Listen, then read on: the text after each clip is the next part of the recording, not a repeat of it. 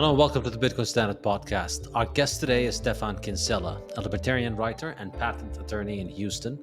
He's written a new book called The Legal Foundations of a Free Society. He's also published Against Intellectual Property, a book that has been very influential for me. And he's also written a book for lawyers on international investment, political risk, and dispute resolution. Today, I wanted to discuss the topic of property rights and the concept of a free society with Stephan. Stephan is a really deep thinker who has written extensively on this, and I've enjoyed his articles over the years. And I've learned a lot from him because he introduces a framework, a legal framework for thinking about things, which usually, as an economist, I think about from the perspective of economics. But it's still a very useful framework, even though it comes from a lawyer. My probably the only lawyer that whose work I enjoy. I've not come across other Austrian economist lawyers. I'm sure they're out there, and I hope they don't get offended by this. But anyways, Stefan, thanks for joining. Hey, I'm glad to be here, Saif. I'm happy to take the lawyer things, but I don't know which is worse. I mean, the Austrian economists are good, but if you look at economists as a whole, I don't know who does more harm, is economists or lawyers, really. I mean, say 90% of lawyers are corrupt, but like 98% of economists seem to be corrupt. Yeah, and I would say economists are corrupt at a much more macro level, Right, whereas right, lawyers might act more individually. So right. there's an issue of scale here as well. So yeah, True, point true, taken. true. Taken. All right. So you've written a book on the legal foundations of a free society. It's an impressive volume. I'm familiar with most of the articles because I've read them from you over the years. Um, Tell us, what is this book? Why did you collect these articles? And what is the point that you're trying to make from it? I'll be happy to. And you asked me about another book I wrote, which is something I never get asked about in libertarian things because no one understands this. But this is another book I'm really proud of. It's on international law. It's a very practical book. It's by Oxford University Press, um, and it is practical and pragmatic, but it's about trying to find ways that corporations and companies can protect their investments in foreign countries from expropriation. So that's what I like about it. And actually, I have a third volume coming out in 2026 from Oxford. So that's another writing project I have on the side. But as you know, yeah, like you mentioned, the articles you've read of mine had been published over about a 29-year period, and I assembled them and organized them and updated them into this book here, which is much bigger than I expected it would be. Um, it's it's a big tome, but I it's sort of like an updated version of the Kinsella view of law and libertarian rights. It covers contract theory, rights theory, constitutional issues, intellectual property, and causation of the law, things like that. So that's my take on things. And there's a big section in there on intellectual property because that's a way we have to. That's an important aspect of understanding property rights is to understand the intellectual property debate, which I think you and I talked about before, and I think I lectured to one of your classes online before. Um, so I'm an attorney and I'm a patent attorney. Well, I'm pretty much retired now, but I was a patent attorney. Um, but as a libertarian, as an Austrian, I wrote on various aspects of libertarian legal theory or rights theory, and intellectual property was just one of them, which is why it's like part one of my book, part four of my book. Sorry, but it's not my only interest, and has never been. And in fact, I don't think you can sort out the intellectual property issue unless you have a solid understanding of property rights and what their nature is and how they emerge and its relationship to economics. And so that's what I've tried to do. I've tried to learn from Mises and Rothbard and Hoppe and many other thinkers, legal thinkers, economists, historians, to integrate these things and to come up with the best way to view um, the way justice should be done by a legal system. right? And that is essentially securing property rights, but there's lots of nuances and details, and that's what interests me, and that's what my book's about.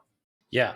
And so let's get right to it. So in chapter 2, you begin with what libertarianism is. And you identify as a libertarian, and it's a word that gets bandied about a lot these days. And I think a lot of people have a misconception about libertarianism, and I think that includes a lot of libertarians themselves. I think there is the idea that libertarianism is libertinism, that it's the permission, it's life without permission, it's freedom from consequence, it's freedom from the natural results of your actions. Whereas you have a very different definition of libertarianism, which I would say is heavily influenced by the work of Hans Hermann Hoppe, and it is based fundamentally on property rights. It's fundamentally based on the theory of property. So, what is libertarianism for you, and how is this the basis for thinking about the legal foundations for a free society? If you think about the libertarian movement, you can think of it in terms of evolution of ideas over time, right? So um, you have the classical liberal tradition, you have the Enlightenment, you have the Industrial Revolution, and you have sort of a recognition of an increasing recognition over these phases of individualism, of the importance of freedom and free markets, decentralization, and things like this. Um, but uh, ultimately, up until the modern era, let's say 70, 80 years ago, the classical liberals were about as good as you got, like skepticism of power, um, but they didn't have a really systematic doctrine. Maybe more systematic than the conservatives, and the socialists were systematic, but they had their own problems. Um, so I would say that the modern libertarian movement arose in the U.S. out of the ideas of like Ayn Rand and some of the old right guys, and then Henry Hazlitt and Murray Rothbard, and then the Austrian economists like Mises in say the 1950s, 60s, 70s. Um, and a new term was used, libertarianism, because it's sort of like classical liberalism, but more consistent and more. And then of course the more consistent ones of those became not just what we call minarchist now, which would be like a classical liberal is the night watchman state, like a small government, reasonable government kind of guy. And then that morphed into libertarianism, which most people would think of as the night watchman state or a minimal government, or maybe an ultra minimal government, as Nozick talks about. But then some of these guys just said, listen, you can't have any state at all. So they became anarchists. So in libertarianism today, you have minarchists and anarchists, right? And the anarchists, I believe, or the anarchist libertarians, are simply the libertarians who believe in applying the principles of non aggression or property rights consistently. So the more I thought about this, my original the original thing about libertarianism, originally from the way Ayn Rand discussed it, uh, that appealed to me was this non-aggression idea. The idea that whatever rights are, and the rights are the legally sanctioned right to use force against other people in a dispute. Um, so if you just follow the kind of basic reasoning of say Rand and the minarchists and the early libertarians, they recognize that you simply can't justify the use of force against another person unless it's in response to their use of force. So there's a sort of symmetry there, right? Whereas the average person is generally against force, but they're not that consistent about it. So they'll say like, well, yeah, you can't use force against someone who's not doing anything wrong unless it's necessary to keep the peace or to tax them to fund the roads. So they make or to conscript people for the army. So they make all these exceptions. Whereas a libertarian is like, no, you can only do it when it's the act of force against another person in response to force. So the first way that libertarians in the modern era think of rights and the state and political theory is we think of when is force justified, especially when are laws that sanction the use of force justified, right? And the initial way of looking at it is like you can only use force when it's in response to force. But then if you look about it, you think about it a little bit more deeply, which I had to do to sort out some issues like intellectual property. You realize that force is not really the ultimate principle that we're opposed to. Or it's not the thing that we're in favor of. We're in favor of peace, because we're a social species. We have certain values. We want to live in peace among each other, or at least most of us do. People that are not psychopaths or misanthropes. And so the whole purpose of a property rights and a legal system is to come up with a set of rules that lets us order our affairs with respect to each other, so that we can pursue our own projects, but we can still trade and have relationships with other people, but we don't steal each other's stuff. We you can count on the security of the scarce means of action that you need to use to live your life, like land and food and your house and your body. And that's what, so property rights emerge in response to this potential for conflict in the world, or which is ultimately the potential for conflict over the use of scarce resources. So when we talk about the non-initiation of force, or the non-aggression principle, to my mind, that's not a fundamental principle. It's just a shorthand description of what the rules have to be to avoid conflict and aggression. Conflict and to promote peace. So we start with this intuitive and natural idea that every human being is an individual actor in control of their body. And if we're going to have peace with each other and have cooperation in trade and not have potential warring, then we have to each be self-owners. So that's where self-ownership comes in, which self-ownership simply means every person has a presumed default right in their own body. That's the primordial property right, is self-ownership. Or self-ownership of your body. And then we say, but we're not ghosts. We have to live on the world. We have to have, as Hoppe talks about, we have to have standing room. We have to use land and use resources. And all these other things God gave to us. If you're non-religious, you can say they're there, but they're unowned things in the world that we need to employ or use as scarce means of action to get things done. And when we have a social order or a legal system that tries to minimize conflict, then you need to have rules that specify, well, who owns this thing in the case of a dispute. And we already have the primordial right, which is the right in your body. So we already know that there's no slavery, there's no domination of others. Everyone has the equal right to own their own bodies, but they also need to have the right to own to homestead or to appropriate scarce resources. And that's where property rights in external things come in. So these things emerge out of the need to avoid conflict. To avoid conflict. And the purpose of avoiding conflict, the way I look at it is this, and this is in an article I'm just finishing up right now about contract theory. And Mises mentioned this in Socialism and in Human Action, when he distinguishes the concept of possession from ownership. Now, he calls possession, he uses the term catalactic ownership. Well, he says in socialism, he calls it sociological ownership. And then in Human Action, he calls it catalactic ownership, by which he means possession, which is just simply the ability of an actor in an economic order to manipulate or wield or use a scarce resource. He contrasts that with juristic or legal ownership.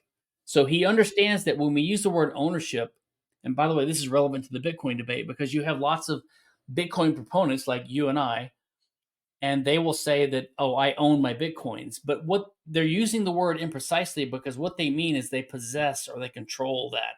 And that's an economic concept, the ability of an actor to control a resource. The proper term would be possess. Now, Mises called it catalactic ownership or sociological ownership, but he simply meant possession. But the point is, he distinguished it from juristic or legal ownership. So the point is, we have this causal and descriptive realm of description of the way humans act, which describes how we wield and employ means. But then, because we're in society with each other, we prefer a system where if I use this means, I want to be secure in the ability to use it. Like if I plant a field of crops and I'm going to harvest it next year or next fall, whatever, I'm not going to engage in that endeavor if someone can just come and take my resources by stealing it from me. So property rights are added on as a layer, a juristic, normative, legal layer that society adds on top of possession. It's a way of buttressing or supporting the possession. So property rights are complementary to possession rights or possession. Um, so in any case, I forgot where I was going with all this, but get me back on track, Safe. Yeah, well, so we were saying, I mean, the basic foundation of a free society is the idea of property rights. But you make a good distinction in this book where you say it's not so much that libertarianism is the respect for property right or the protection of property rights, because the vast majority of well, maybe not the vast majority, but a large percentage of ideologies have this kind of focus on property rights. Where I believe you're correct in identifying how libertarianism is different is that it is a system of allocating property rights legitimately in a way that can reduce and minimize conflict. And I think that's really where property rights assignment is. Let me not lose a thread that you mentioned earlier about libertinism and the left libertarian thing. So let me mention that really quickly. So um, I've always been as a libertarian from the womb, in a sense. Like, I came from nothing and became a libertarian. I was never a conservative, really. Well, I was pro Reagan, but I wasn't really a conservative. I was sort of out of nothing. So I'm always wary of these people that used to be lefties or they used to be conservatives. I'm glad that they joined us, but I really see nothing coherent in well, nothing coherent in conservatism and socialism. It's leftism. It's just pure egalitarian and evil. But but what occurs to me is that when you have um, when you have to come up with the way that rights work, right? They have to be designed to solve the problems that we're facing in society. I forgot my train of thought. Where was I going, Safe? Well, you were saying that Oh, the leftism. Okay. So yeah. so among libertarians, so there is a group of libertarians which you could denigrate and insult, and I join in that, by the way, as sort of libertines and hedonists and all this kind of stuff. And in a pure sense, look, you can live your life any way you want. You can be an immoral person and still be a libertarian, right? But what I think that they miss is that the animating focus. So, like, my animating focus as a libertarian is to reduce conflict and to have a good human life. And within that structure, people can live their lives according to the natural law, which I think means living as you should live as a human, right? When you can debate about this gets into ethics and philosophy, but I think most people will recognize we share some values. We want discourse, independence, individuality, our families to be safe. You want to live a good life. Um, but you have this subset of libertarians who seem to be animated by a hatred for external authority and rules and hierarchy and structures. And I think that's insane for several reasons. Number one, like, I am not religious, but I don't, if you had to ask me to choose between the Orthodox religions and the religion of statism that's dominant today, I would choose Orthodox religions because at least they encode and they encapsulate certain customary and traditional wisdom that the human race has arrived at over the centuries and the millennia. Statism is totally artificial and evil. But we as anarchist libertarians, especially, we face this question all the time from mainstream people because they're used to a structure, they're used to a plan. So when we say we want to have a stateless society, they think that we have a plan in mind and they want to hear what the details are. So they'll say things like, well, if you get rid of the post office, who's going to deliver the mail? If you get rid of this, if you get rid of government roads, who's going to have the roads? So they want an answer. And the reason they want an answer is they're used to there being a plan and having an answer, even if it's a bad answer, right? Um, and the natural and the good answer is that In any free society, in any working, functioning, harmonious society, there has to be and there will be a natural um, division of labor, and there will be people that are natural elites and authority figures in the family, in the community, in the business world, whatever. This is a natural stratification of society: the young, the old, the teachers, the students, right? The poor, the wealthy, the benefactors. I mean, this is the natural part of society.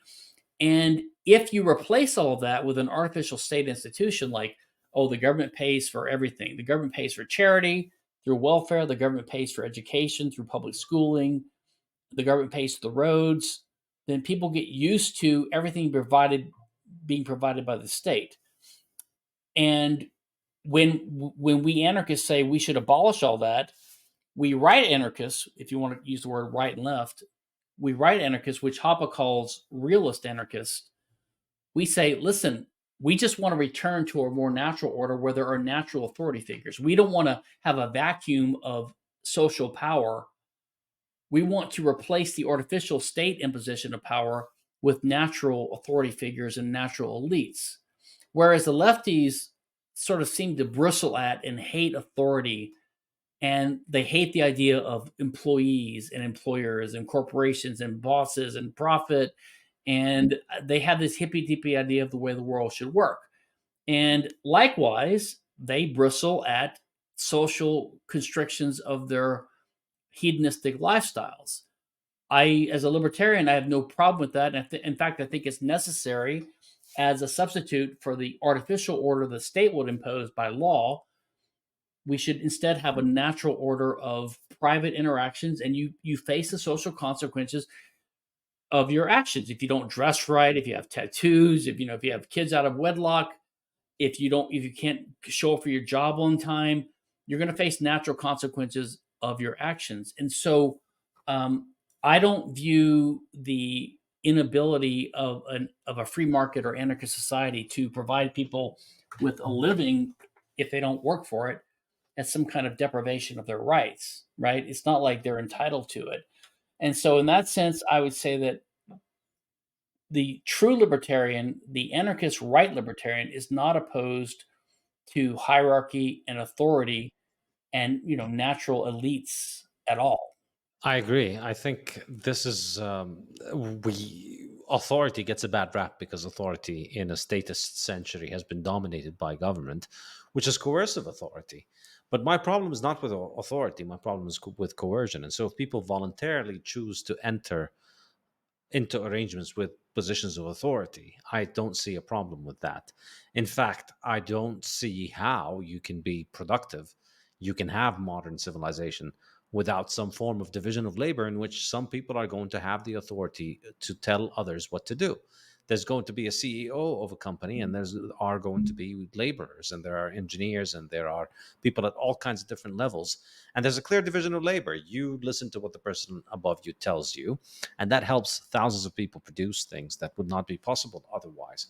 So it seems to me that I think a lot of people mistake this for libertarianism, both libertarians and critics of libertarianism, wherein they think it's this libertarianism is pining for this state of nature where as if we could all just be enjoying ourselves at every minute and not facing any consequences for it. And the only reason we don't have that is because of the government. And it's a little bit, as you say, it's a little bit lefty in that it is just a story of repression, and that otherwise, if it wasn't for the repressive regime of the state, we would all have abundance and we wouldn't have to face any consequences. And it's the state that's preventing us from enjoying ourselves by consuming the drugs that we want, or the state that's preventing us from having abundance and forcing us to work because we need to pay taxes. You could say that these things, you could object to those things, but you can't say that you wouldn't be working, you wouldn't face constraints, and you wouldn't face restrictions. And I think the simplicity of it is this idea that you think liberty means not having to face consequences, but you need to keep in mind that other people also have their liberty. And so, yeah, Yeah, just like you have the liberty to engage in, say, prostitution or taking drugs, other people had the liberty to choose not to live in places where that things happen. It's important to define liberty really in terms of property rights, not in terms of liberty, because yeah, I mean, there's some articles even in my journal, Libertarian Papers, which I did for 10 years. Even Frank Van Dunn, who's a great European anarchist libertarian legal scholar, even he thinks there's a conflict between freedom and liberty, or property rights and liberty. And if there's a conflict, then you have to choose liberty.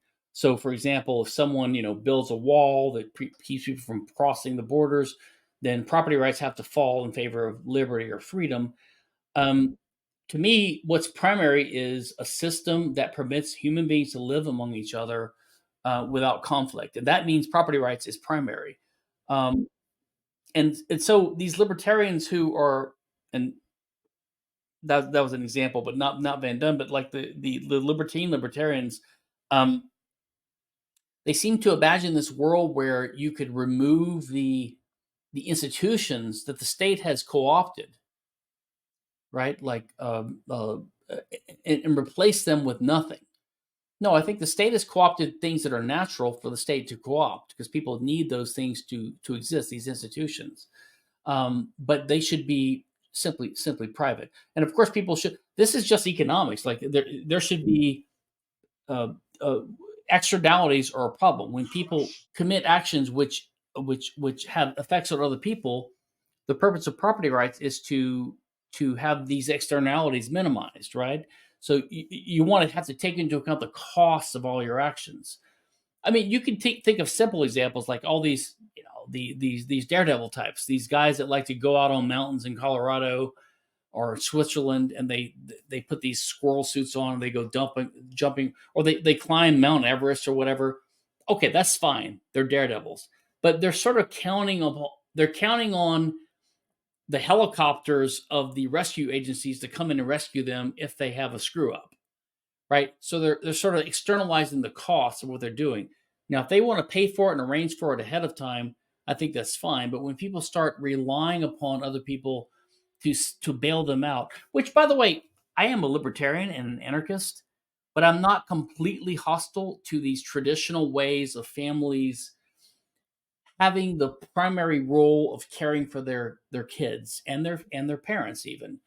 Um, so, for example, in the civil law, in the Roman law, in European law, and in Louisiana, the one state in America which is not common law, which I'm from, there's something called forced heirship, or the legatine, which means that every child that's the offspring of parents has a right to a certain portion of their parents' estate.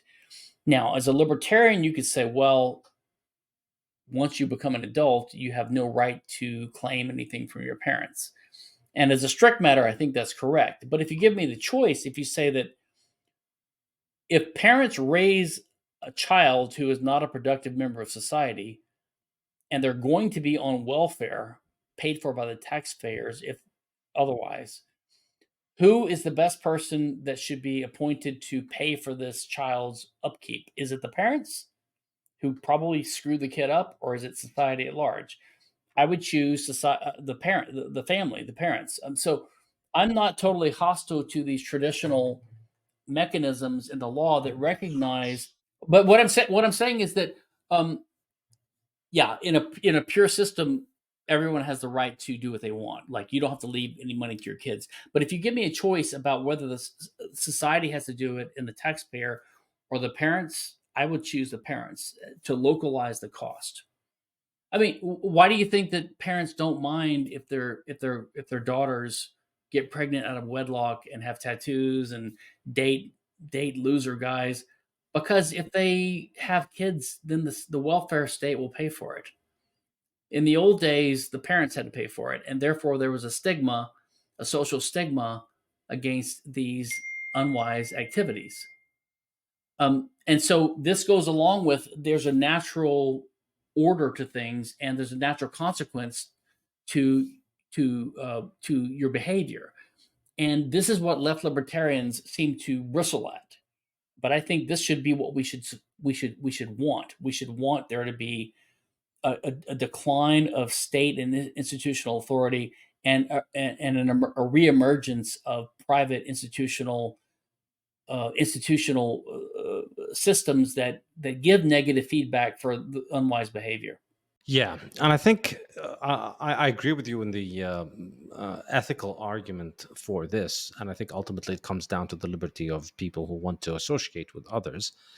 But I think you could make an argument for how something like this is likely to continue to reemerge over time, and that the state might succeed in undermining it for a while, but then these kind of deep institutions of human society continue to reassert themselves through really evolutionary selection bias, in that societies, individuals, and families who follow the traditions that are conducive to a productive and peaceful and prosperous existence will proliferate and increase, whereas societies that continue to use methods of interaction that are fostering for conflict, that are destructive to productivity, will, as societies, individuals, and families within societies will get poorer and will have less and less success in spreading their ideas and behaviors. So, even though the 20th century idealism thinks we can just replace all of those things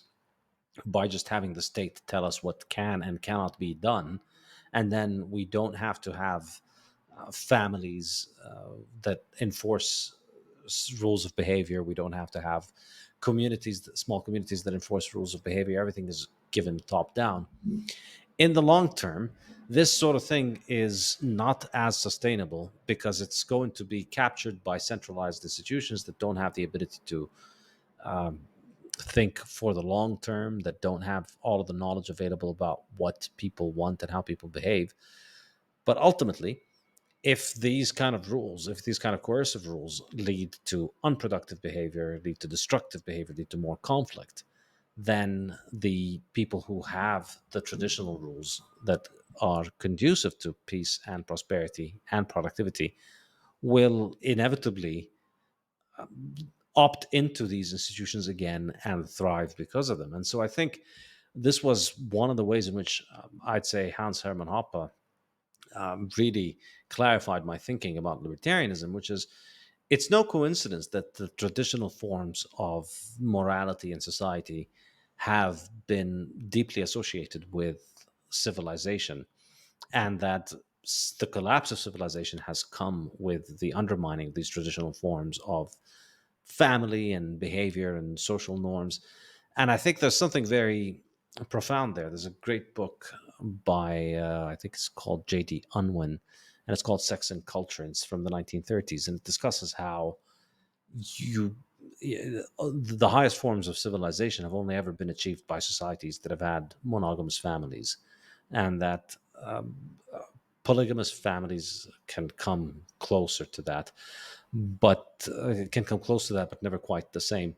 But I think there's a very powerful case there, and even if we don't understand it, even this is one of those things where you don't need to understand it for the forces to function, because they shape the way that people interact with one another. Even if we don't have access to scholars like this writing in the 1930s about what are the norms of behavior that function for society, we have a world of 8 billion people, and some people are going to follow those things and some people are not. And over time, the ones who follow the things that are conducive to growing population, peaceful coexistence, and productivity are going to inherit the earth. Yeah, I agree with that, but that's a long term view. I don't know if it's pessimistic or optimistic, because the problem is that it might take 500 years or 100 years or 50 years. And in the meantime, the US and these societies are dominant, and lots of people's lives will be ruined or snuffed out, or because of this, the delay in the. So there's a negative feedback mechanism, and it will, I think, unless the human race snuffs itself out, it will eventually assert itself. And so you will have declines. But the Roman Empire took a long time to decline, and the Western American Empire may take a while as well. And in the meantime, people will suffer So there is some hope in the correction mechanism that societies and regions that get it right, they will prosper. Japan or whatever, they may start, or even China, they might start losing population because of their policies. And then if you lose your population, you die. So things like that can happen. The U.S. will eventually pop the bubble that it's been enjoying for 75 years, um, and we will lose our dollar dominance in the world, and we're going to have to be on a budget then, and it's going to be everything's going to change.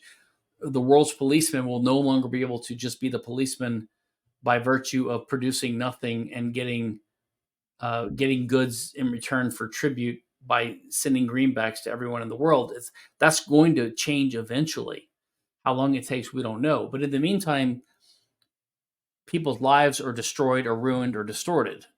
So that's the problem. So our task is to identify the issue and the problem, and to try to recommend what is the right way to go to proceed, even though very few people will listen to us, because history seems to be slowly moving and inevitable.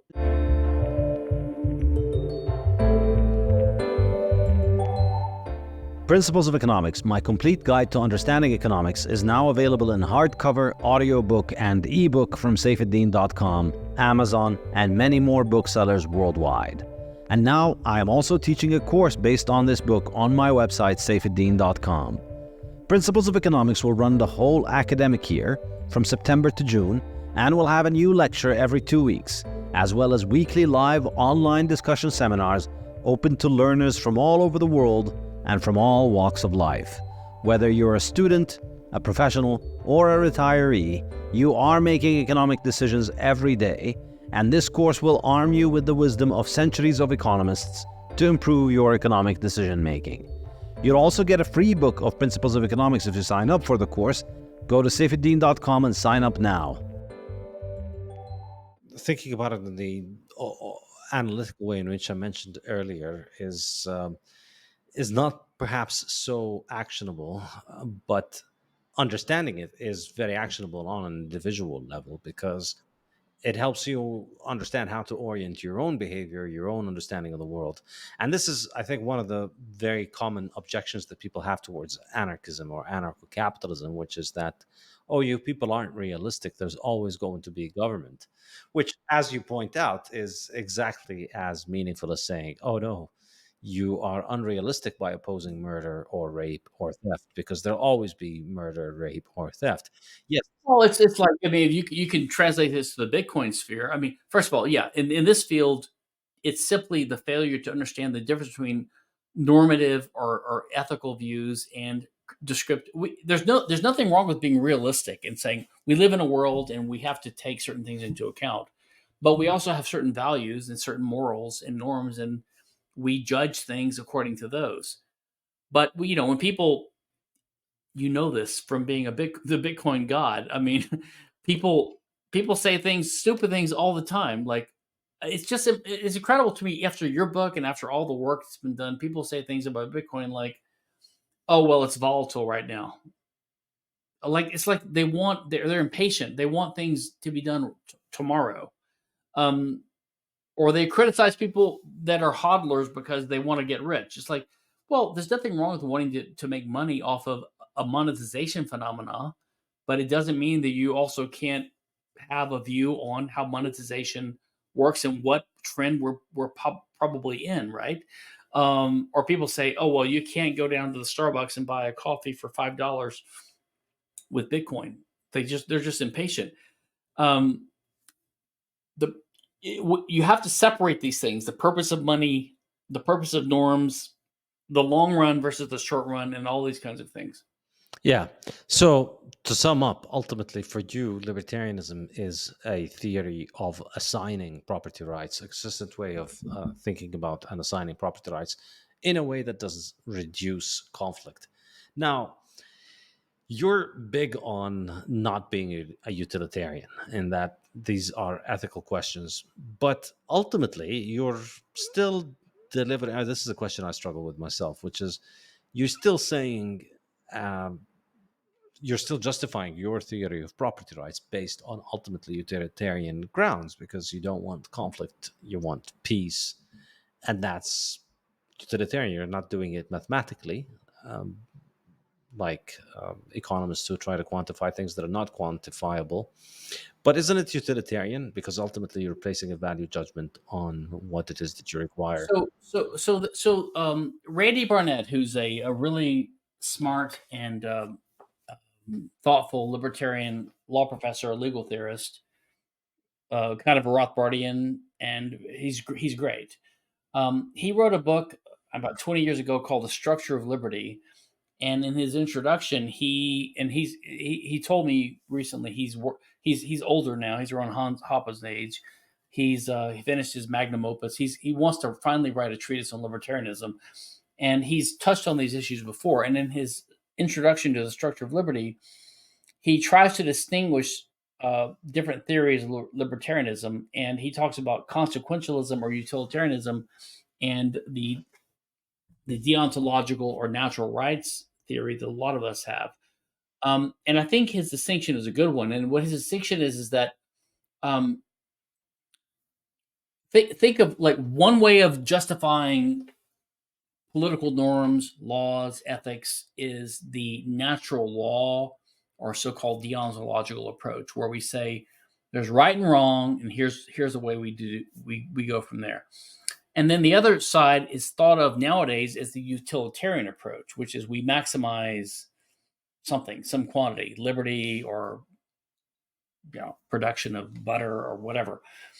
But what Barnett points out, and I think this is correct, is that um, there's consequentialism, and utilitarianism is a subset of that.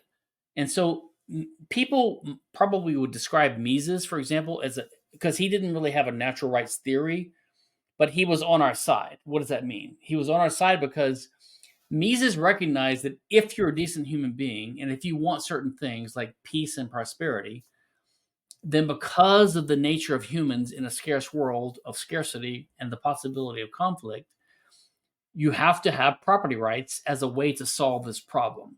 So for Mises, taking for granted the value of peace and prosperity of our fellow humans, at least for those of us who are not misanthropes, property rights are a means to that end. So I would call that not utilitarianism, but consequentialism, because it's consequentialist in the sense that he appraises the worth of a given legal institution by whether it achieves his end, and his end is prosperity and peace. So that's consequentialist, but it's not utilitarian because it's not assuming the cardinality of values that you can sum them up. It's sort of like a practical. Um, the reason we're in favor of this institution is because it leads to good results. And I actually think that is compatible with the deontological approach, the principled approach, because I think that in the end, we human beings who have values and morality, we're all describing the same reality. It's like the metaphor, the Indian thing about the different guys looking at the elephant. Like one feels the tail, one feels the legs, one feels the snout, and they see different parts of the elephant, but they're all talking about the same elephant. And I think that this is my view. I don't know if there's a rigorous way to prove this, but this is my view: is that there's no conflict between a practical set of rules that we use to implement our values and a principled approach, which is what libertarianism and the deontological approach is.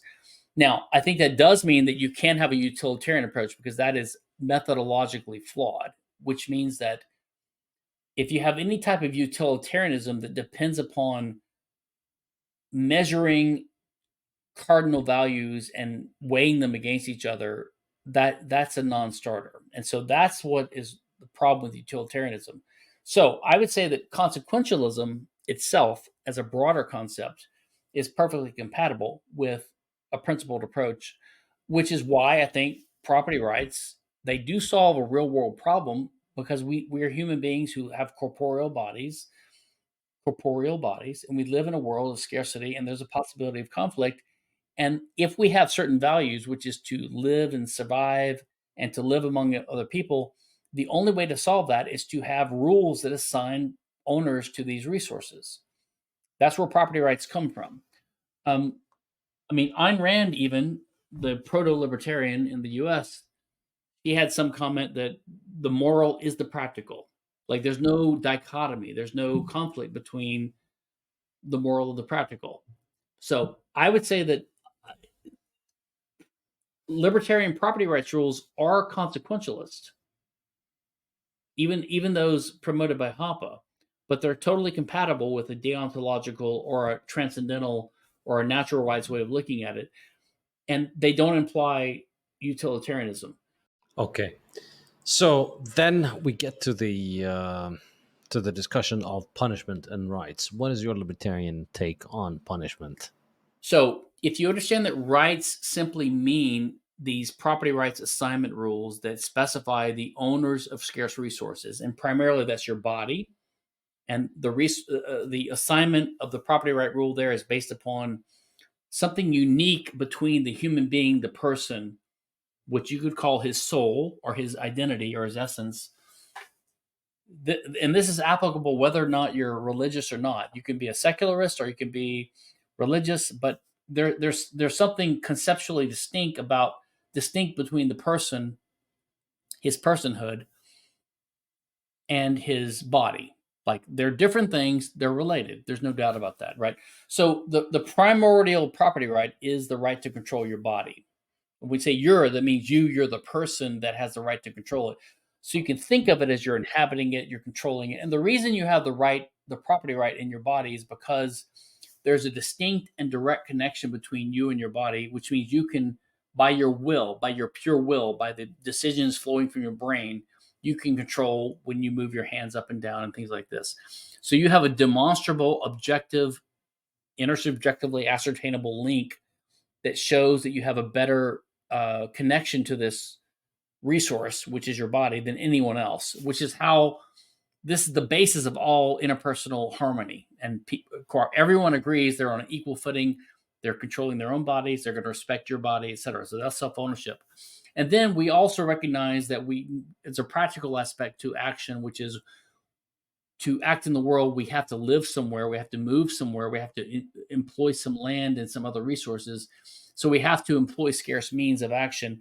And those things, unlike our bodies, they're not directly controlled by us, they're indirectly controlled by us. And they have to be appropriated, which means they were unowned resources at a certain point in time, which means that if you start using this resource for the first time, no one can complain about that. They can't complain about it because they weren't the owner.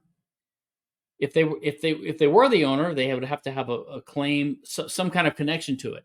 And the connection, as Hoppe points out, cannot be by mere verbal decree. Like I say, I own this entire continent of Antarctica, or I own the moon, or I own Saturn. You've got to have something objective that connects you to the thing. In the case of your body, the connection is obvious. It's your ability to control your body. That's why we're self-owners. But in the case of things that were previously unowned, the connection has to be the first guy that uses it, because there has to be the right to first use something. Otherwise, we would die out as a race, as a species. So there has to be a right to first use, which means that there's sort of a special status to being the first user of a thing, the first occupier of a thing. Because if you didn't have a special status, that means that there's no property rights. Because if I took something first, and then the second guy can come along and take it from me and steal it from me effectively, then there's no property rights. So property rights have to respect this chronological or this prior later distinction, as Hoppe calls it. So in essence, this is a cumbersome or complicated way to say that property rights are essentially two or three things. Everyone owns their body, and then they own things that they are the first ones to start using, or something they get by contract from someone who owned it before. That's basically it. So those are the basic rules that have to be embodied in any practical property rights system that is going to let us live in peace and harmony among each other and not as brutes and living in a world of violence and perpetual state of war. So that is the core of the libertarian principle. You can call it non-aggression because one implication of it is that if I own my body, you can't hit it without my permission. That's non-aggression, right? If I own this cow or this cabin, then you can't take it from me. That's stealing. Like so all these things flow from this way of looking at it. And once you understand it this way, you see that the one mistake that was made in political philosophy. By the way, the Romans got this right. So the Roman law, 2,000 plus years ago, they viewed this primordial concept of acquiring property rights in unowned things, which we now call homesteading or original appropriation. Their principal concept was occupation. By occupation, it simply means you're the first one to use it in a way that establishes visible borders, as Hoppe calls embordering. Later on, when Locke in the common law in English tradition was trying to justify something similar, when he was arguing against Filmer, he was trying to defend the right of individuals to homestead property, contrary to this divine right of kings to really be the overlords of everything. So it was about that. And so Locke took that Roman occupatio argument, where you occupy something, you're the first one to use it, and he sort of blended in his labor concept. He said, well, if you own your body because God gave you your body, then you own your labor or your actions, which is his first mistake. As we Austrians now would say, you don't own your actions or your labor, you own your body. It's a scarce resource, and you can use it to perform certain useful things. But labor is not like a substance that you can own that exudes from your body that you can have ownership of, which is why this whole metaphor about we own the fruits of our labor is completely wrong.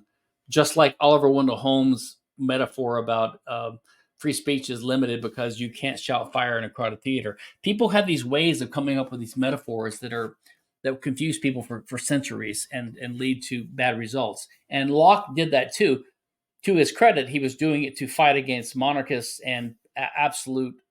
He was trying to say individuals have the right to live their own lives, and he was trying to break this tie to the religious connection of the divine right of kings. And his argument was that, well, if you own your body, because God in the Bible says everyone owns themselves, you can use these. You can be fruitful. I'm sorry. You can use the resources of the earth that God gave to us, animals and the land. Then, if it's unowned, God gave it to us in common. You can homestead it, but only if you mix your labor with it. And the reason that you own something you mix your labor with is because you own your body, and therefore you own yourself, and therefore you own your labor. So that's the mistake. Once you make that mistake, you start thinking, well, the reason that I own this unowned piece of land that used to be unowned that I've homesteaded is not because I occupied it, which is the Roman law view. It's because I mixed my labor with it, and I own my labor. And if I don't own this piece of land that I mixed my labor with, I lose my labor.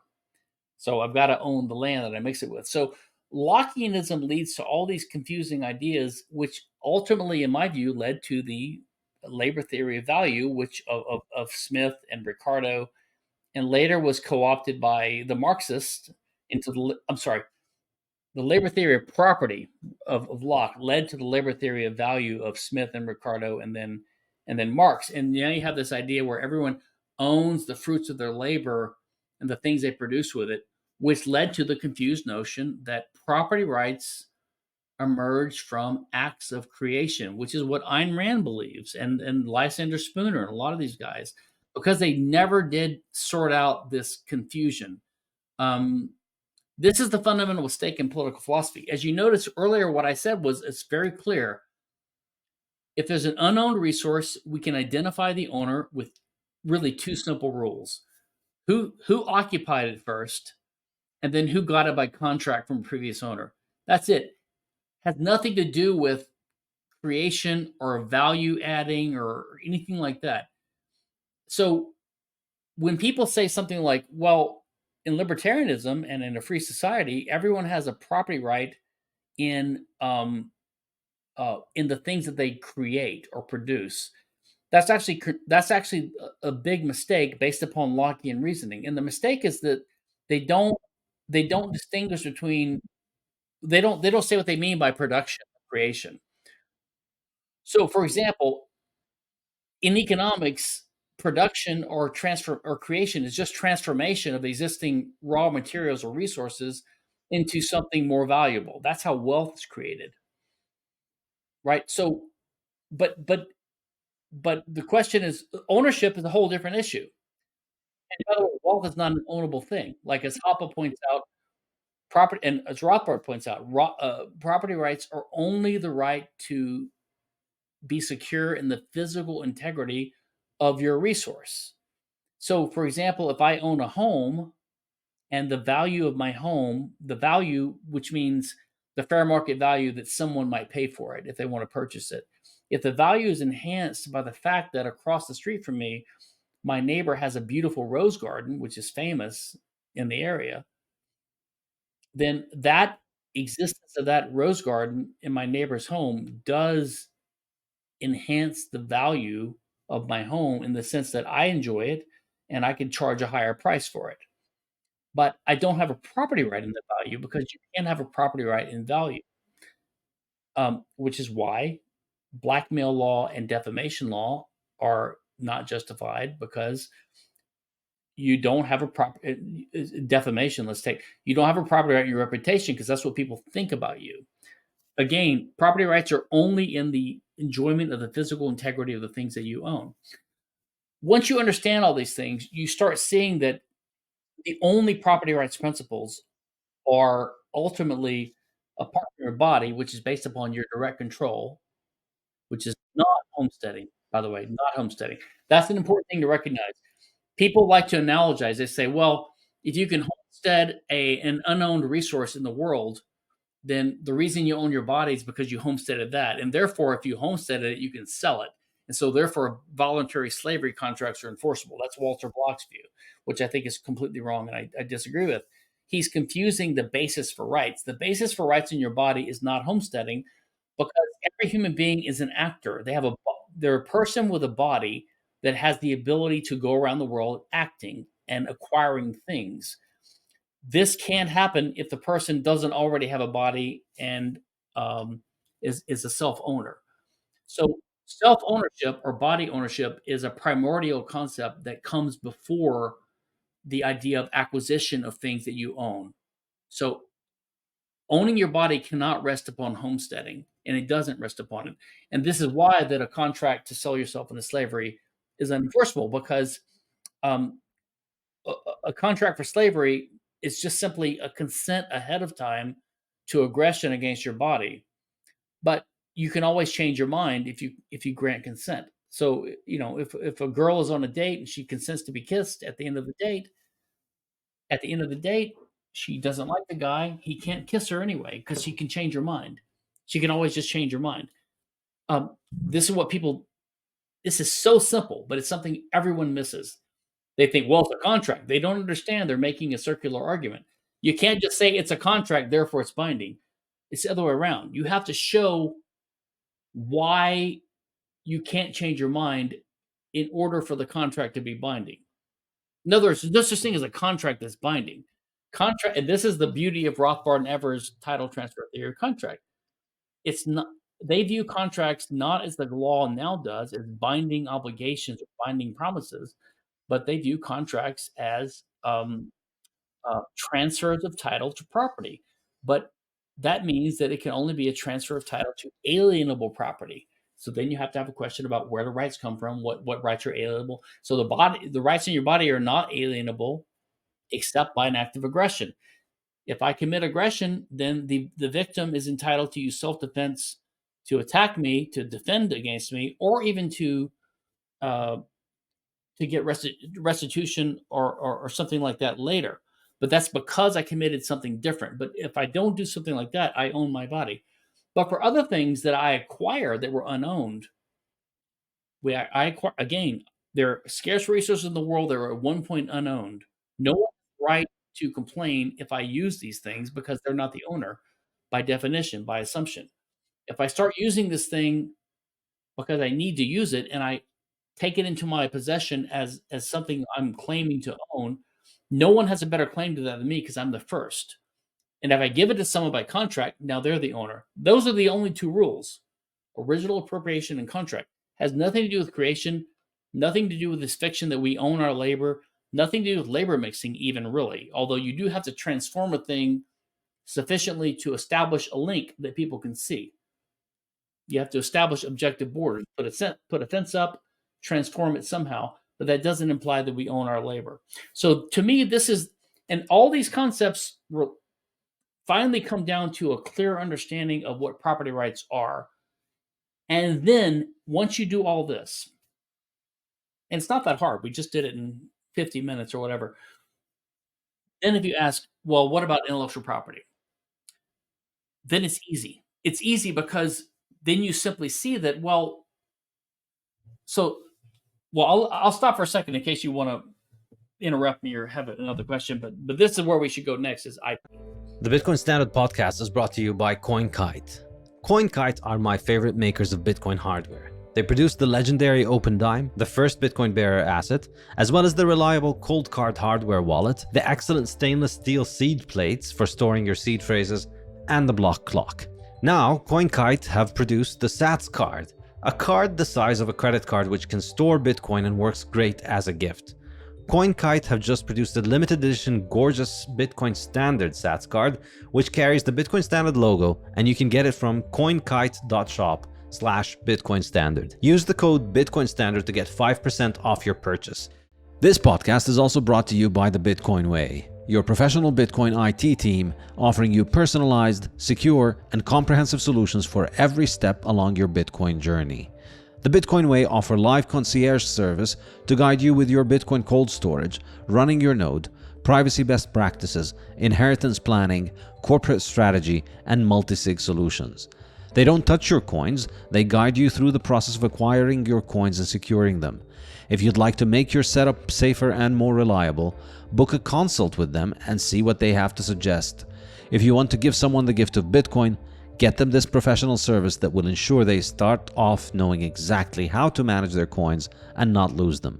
Go to thebitcoinway.com and start Bitcoining more confidently. So then people say things like, instead of going logically to the next step, which would be, okay, let's build on this. What are contracts? Which I think, again, you have to use the Rothbard-Evers title transfer theory to make it really make sense. But again, you're basically building upon property rights. You're explaining what property rights are, what their nature is, where they come from. So then when people say, well, gee, Stephan, you want to abolish patent and copyright law. But instead of them saying why they favor it and why it's an implication of basic property rights, which, by the way, for them to do this, they would have to adopt an argument that I've already debunked. Like they'll have to say, well, it's the fruit of your labor. That's a metaphorical argument. Or they would have to say, oh, well, it's everyone's entitled to a profit. Oh, really? I didn't know that. Or they'll say something like, well, how do you expect people? Why would someone write a book? Like instead of making an argument, they'll just ask a question, which is a loaded question. They'll just say, Stephan, you want to abolish copyright law. In your world, what would be the incentive for someone to write a book? And no one ever stops to think, but that's not an argument.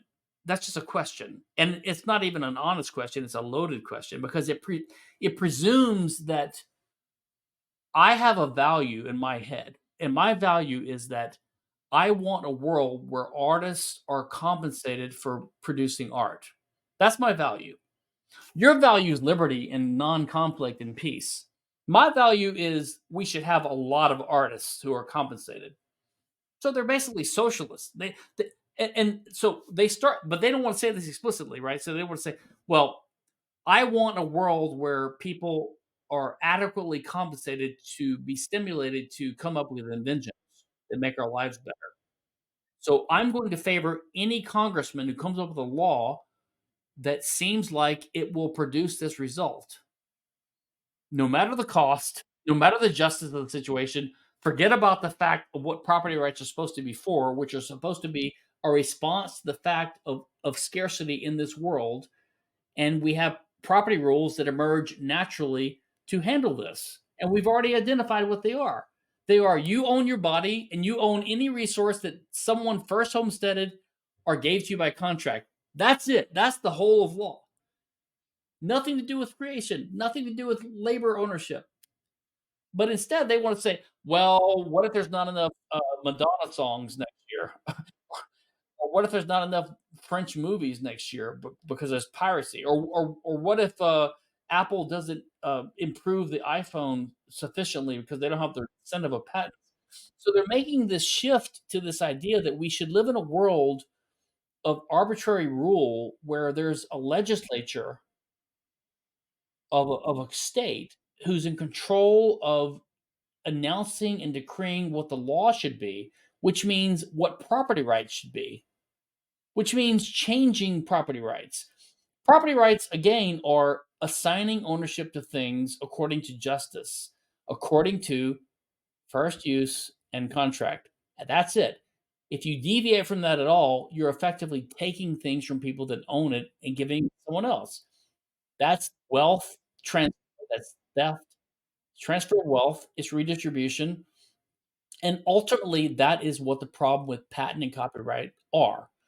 Patent and copyright are ultimately, and this is legal. It took me a while to figure this out because this is not how lawyers want to describe it. This is not how the IP lobby wants to describe it. But ultimately, what patent and copyright are is they are what we would call in the law a negative easement. Okay. A negative easement is in the law when two people that are, say, neighbors sign an agreement where they give each other limited rights in their own property. There's nothing wrong with that. Just like if a girl consents to a guy kissing her at the end of the date, it's not assault and battery because she consented to it. But if she didn't consent to it, it is assault and battery, right? I mean, the difference between consensual sex and normal and non-consensual sex, rape, is that there's consent or there's not consent. So if you have two property owners mutually agree to limit each other's property rights, and this happens all the time in the case of neighborhoods or homeowners associations where you'll have a developer or a group of people get together and they will have 100 or 1,000 homes or 5,000 homes, and they have an agreement between the owners of these land plots that are nearby each other, and they make an agreement to restrict the use of their land for, say, residential purposes. Like you can't have a pig farm and you can't have a skyscraper. Okay, perfectly legitimate because, although, by the way, most libertarians hate these things. You and I were talking earlier about libertarians who are libertines, they hate authority. I have yet to meet a libertarian who doesn't hate daylight savings time or homeowners association agreements. I mean, probably because they're cheap and they can't afford to have an HOA, but they just hate the idea of anything restricting their liberty and their freedom. Again, libertarianism is about justice and property rights. Freedom is just a consequence of that. It's not the ultimate goal. But in any case, the homeowners associations or the restrictive covenants or the negative easements people are entitled to enter into in a free market private society. Totally fine. But what happens is, so for example, you and I might agree that we're going to have residential houses next to each other, and neither one of us can build a commercial factory or a skyscraper more than 2 stories tall without each other's permission. That's a perfectly legitimate transfer of property rights. But you can't prevent me from using my property as I see fit unless we have such an agreement, unless what I do is a nuisance or it's trespass against your property. So, for example, if we're neighbors, I can do whatever I want on my property, but if I have a munitions factory and I'm shooting rockets off every day, and some of them might land in your field, then I'm committing a trespass against your property, and you can stop that, right? But that's not because of a limitation on my property rights. It's because it's a limitation on my actions because you have property rights. That's what property rights are for. Property rights are limitations on action, not on other people's property rights. This is how it works. But when the state gets this idea of intellectual property, which they got from Locke and from this idea that we have a property right in the value of things that we create, which again was never part of the system of property rights. It's not part of original appropriation. It's not part of contracting. Then what happens is the state says, if you can prove to us that you have come up with a useful invention by filing a patent application, or if you can prove to us that you've come up with an original artistic work by writing a book, then we will grant you an exclusive monopoly privilege. We'll give you a piece of paper that says we have a letter patent or registration from the Copyright Office, and you can go to our courts and you can use that to stop other people from using their own factories to make a similar widget, or you can send a cease and desist order to them where they can't use their printing press in their own building using their own ink and their own paper to print a book with a certain pattern on it, which is a copyright violation. So in essence, the ultimate problem with patent and copyright is that it grants a negative easement or a negative servitude to holders of patent and copyrights against the tangible, physical, already owned property of other people, even though they never consented to it. This would be like the government saying every girl has to consent to being kissed at the end of a date, no matter what. It's the same thing. No, she has the right to decide. She owns her body. If I own a factory making whatever, I can make smartphones that have a rounded corner with a touchscreen that look like an Apple iPhone. I'm not committing trespass. I didn't violate a contract, and I never granted a negative easement. The same thing with books. If someone if you release a copy of the Bitcoin Standard online, which you have heroically done, but even if you don't, but if you somehow make it public so that people can access it, and someone copies the Bitcoin Standard and prints a copy of it on a piece of paper in their own warehouse or on their own printer in their home, they have not committed trespass against you because they have no contract with you and they haven't taken anything from you that's yours. Now, the common response to this by IP advocates is something like, well, if if if person A is selling a new widget like like an iPhone smartphone, and if someone else competes with them by selling a similar product, then they steal some of the customers of Apple and they take some of the profits of Apple.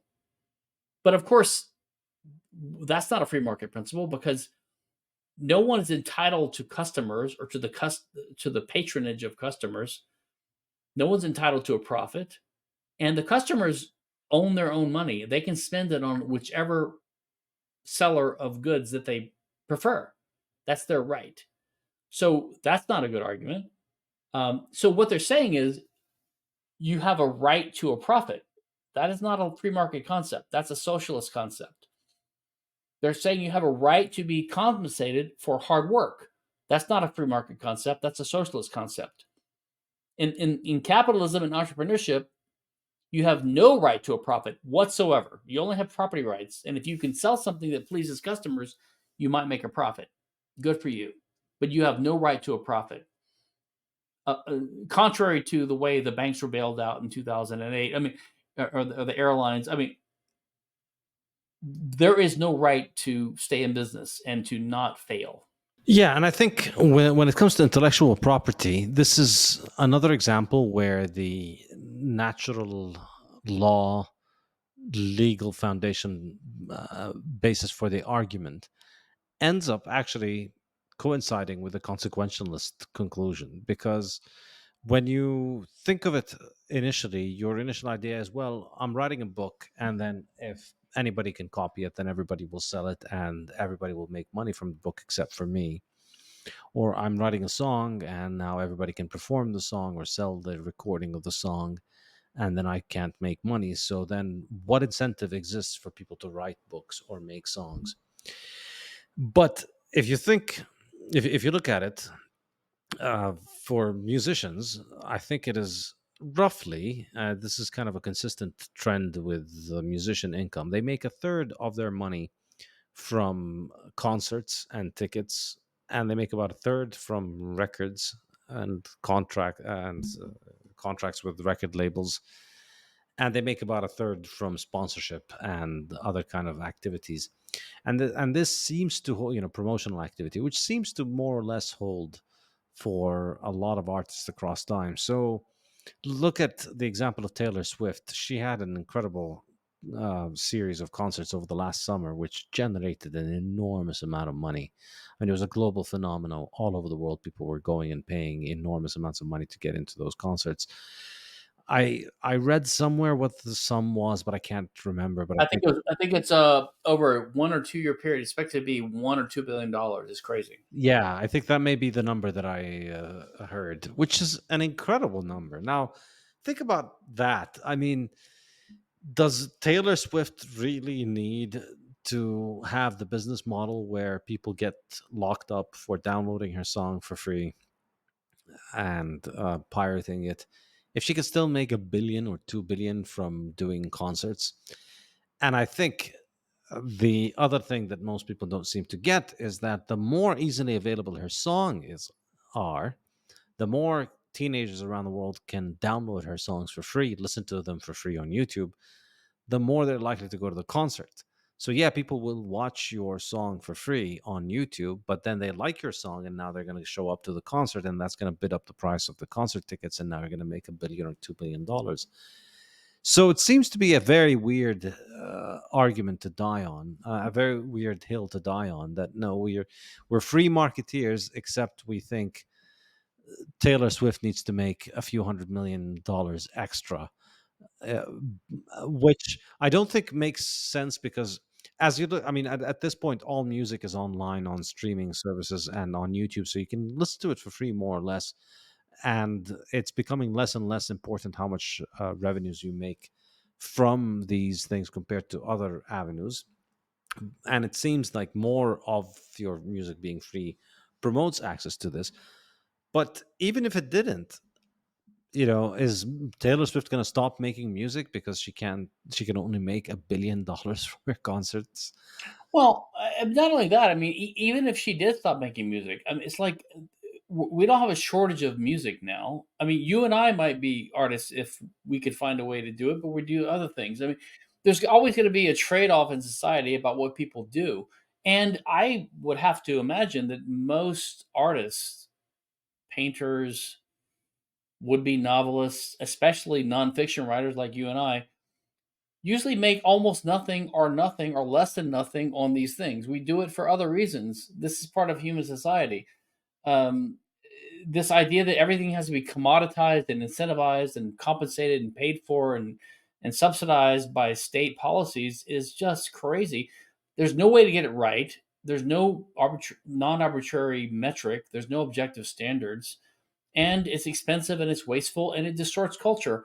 Um, and not only would Taylor Swift and people like her and people under her, uh, they would have to adapt to a different business model if they didn't have copyright to rely upon. And there probably would be other people who right now would or suppressed because of copyright. There are documentaries that can't be made because they infringe copyright. There's distortion of culture. There's censorship of what people can say.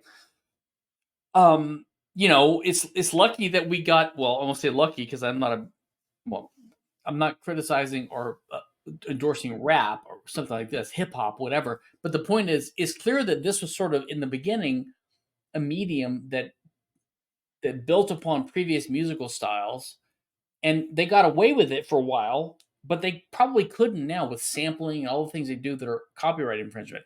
In the beginning, it was a new thing and no one paid attention. But is this like Henry Hazlitt and the seen and the unseen? We don't know what we've lost because of all the suppression and the censorship and the cost of these systems out there. There's no doubt in my mind that, I mean, we have all these waves of fads on YouTube, people doing videos where they analyze a song, but then they have or they'll do a reaction video to a comedian, but they have to put like reverse it or make it large or put uh, images over it so that the robots, the copyright infringement robots won't find it. People doing all these things that distort culture, and there's no telling what they haven't done because they just gave up because they know it's just impossible.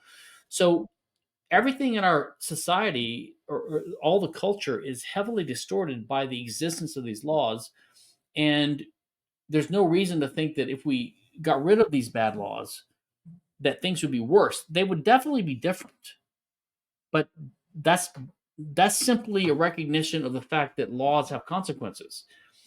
If laws did not have consequences, we wouldn't oppose them. So, for example, if you and I oppose the drug war, we're not saying that if you got rid of the drug war, nothing would change. In fact, we're saying that right now things are bad because of the drug war. People are going to prison unjustly, and there's lots of consequences of making drugs illegal, like high prices, the drug war, things like this. So we can't say we advocate abolishing the drug war and then pretend like everything's going to be hunky dory and nothing will change. If nothing would change, then we wouldn't care about changing the law. Laws have effects. So the ultimate question is whether you believe in justice or not. And what so if you recognize that there's an injustice happening because of a bad law, then you want to get rid of that injustice. And then whatever the societal situation is that is the outcome of that is what ought to be the case. And we can't say as human beings, I mean, most of the time we'll be better, I think, right? On occasion, it might be worse, but that's the price of freedom. Yeah, and I think people underestimate just how much people can find solutions around this. I think ultimately, yes, modern technology is making copying things a lot easier, but people still want convenient methods of delivery. So whether it's for physical books or for digital books or digital audio files, people still want to get their music delivered over iTunes because it's more convenient, or whatever the kids are using these days.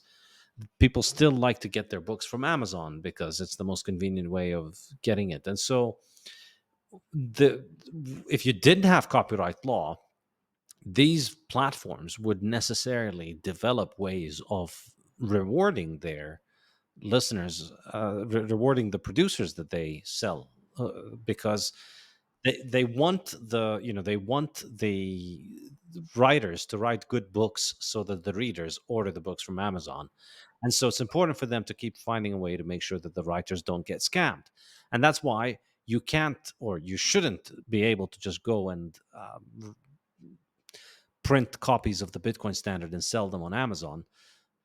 But because Amazon wouldn't let you. Why? Because they don't want other people to make money from this. And so ultimately, what's going to succeed is, and if we did have a free market, then these platforms that are the best at delivering the content in whatever form it is, whether it's physical publishers or people who build apps for you to listen to music, whether it's Spotify, Amazon, whatever format it takes, these people want to find a way that allows them to pay you Yeah. and that doesn't allow others to benefit from your work financially.